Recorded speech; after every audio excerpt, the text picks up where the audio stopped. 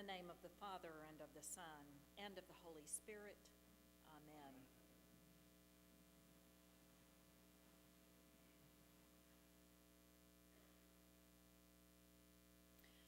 I don't know what Christmas was like at your house, but at mine, my son's house actually, it was a wild ride.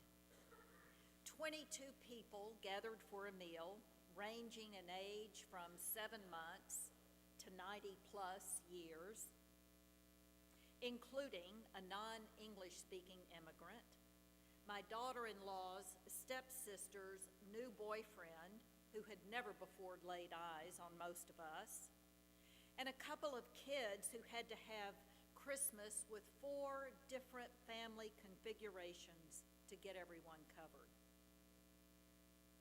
There were people at the table who will never see each other again, and people for whom, frankly, that will be just fine.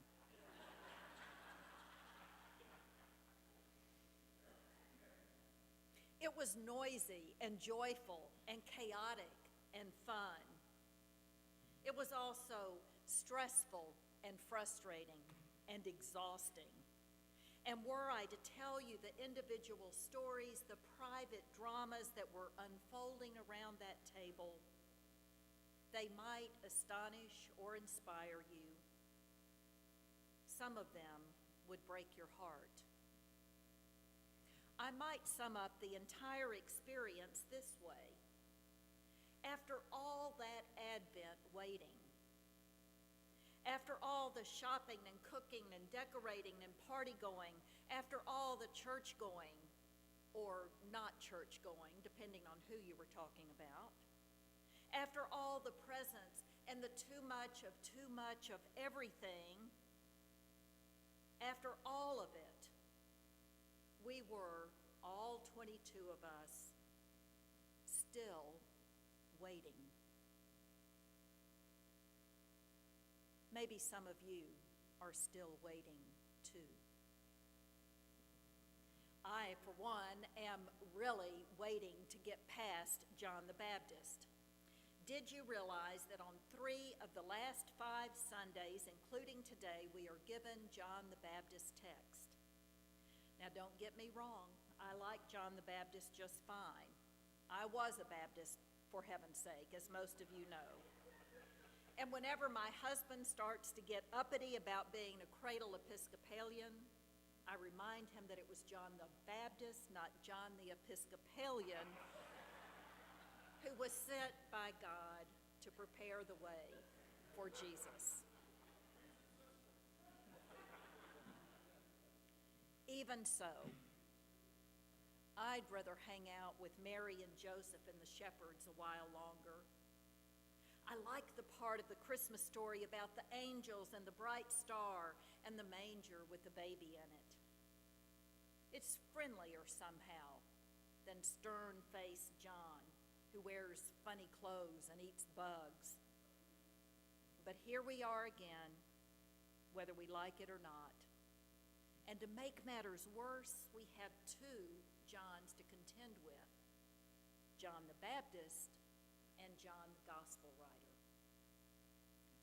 Our gospel lesson for today is widely recognized as one of the most difficult New Testament passages in the entire Bible. Despite the beauty of the language, it's hard to get a handle on what exactly John is saying. In the beginning was the Word, and the Word was with God, and the Word was God. It's poetry, all right, but what in the world does it mean?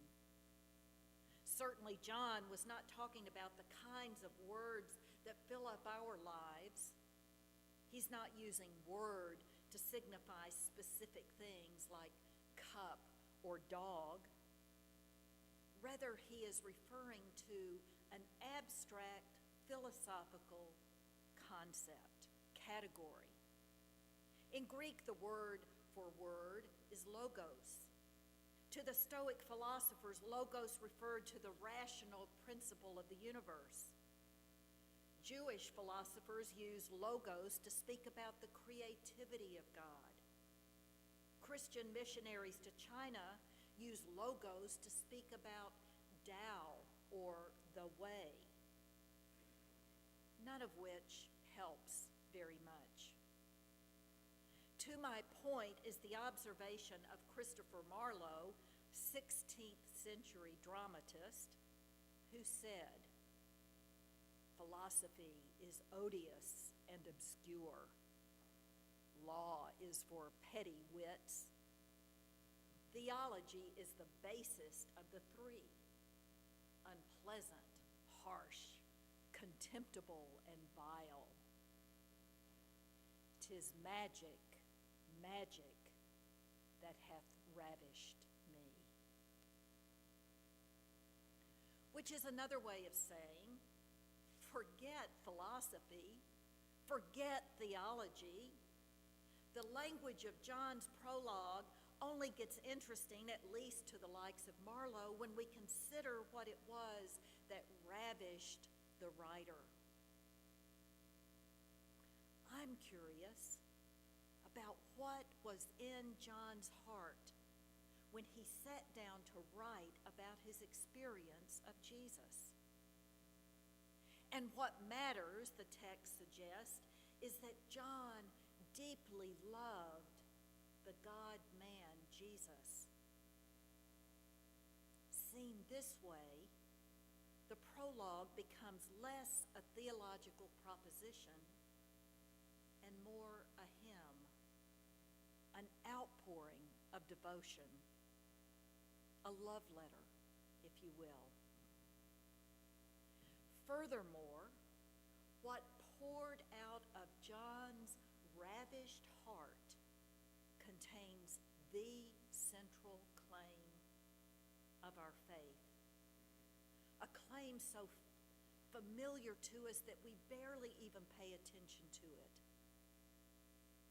But it is the claim that God, the God so mysterious, so inscrutable, so unknowable that God's name could not be spoken, the God Moses was not allowed to see, the God whose image was forbidden, that very God, in an act of stunning and perhaps reckless generosity, crossed the divide between holy and mundane, between timelessness and time, to take on bone, blood, gut, sweat, hunger, thirst, grief, suffering, and all the rest of what it means to be human. God bends down to us.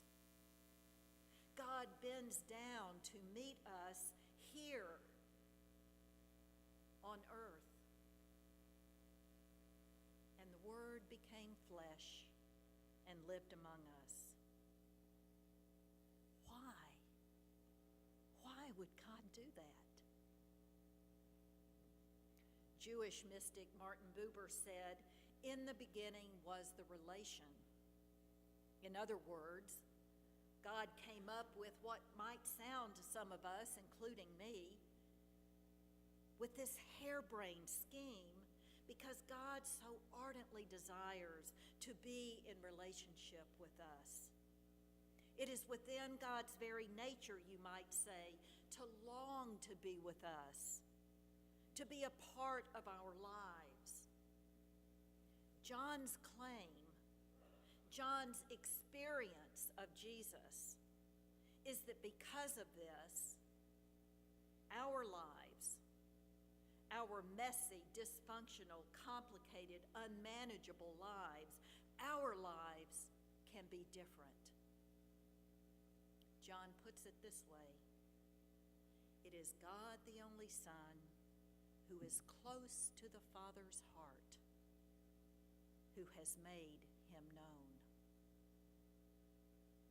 And so, I have to admit, rather grudgingly, that the lectionary writers are quite correct to put this text here on this particular Sunday.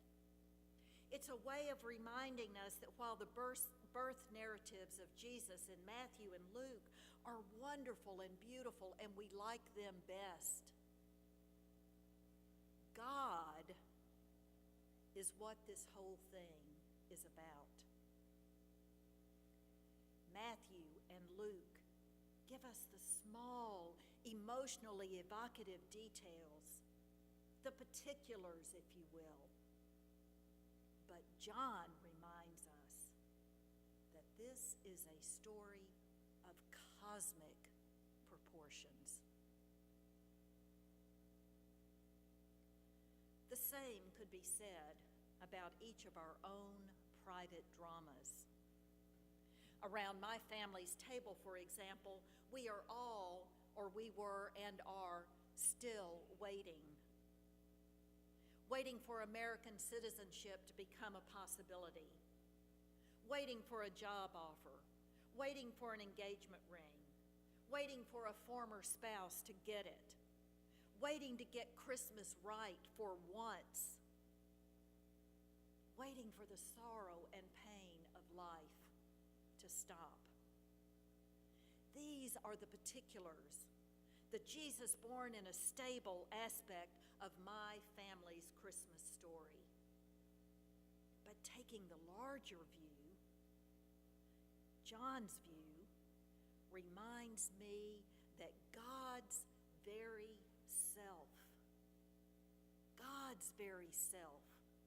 was present at that table, right along with us, laughing at my adult children's confessions of their high school shenanigans, breaking up squabbles in the tin and under crowd, feeling the strangeness of Christmas in a foreign land, maybe even helping himself to seconds. And as God participated with us, God was loving us, holding us, hoping, I believe, hoping that at least some of us, somehow, for just a moment, would notice his presence among us. The message of John's prologue is that God was with you on Christmas Day too. Whether you spent Christmas on the street, in the hospital, in jail, on the floor of some random airport, if you were alone, if you were duking it out with your family. And God was there if every single detail of your Christmas Day was Martha Stewart perfect. That is because there is no place, there is no time that God is not. From his fullness, John tells us, we have all received grace upon grace. In the beginning, God's heart was set upon us. And so God offers us the gift of God's very self in Jesus. My hope for this Christmas, 2014, the thing I am waiting for still, that we are all waiting for in one way or another, is that we will, each one of us, be able to receive that gift more completely, day by day. That we will allow our hearts to be ravished again and again.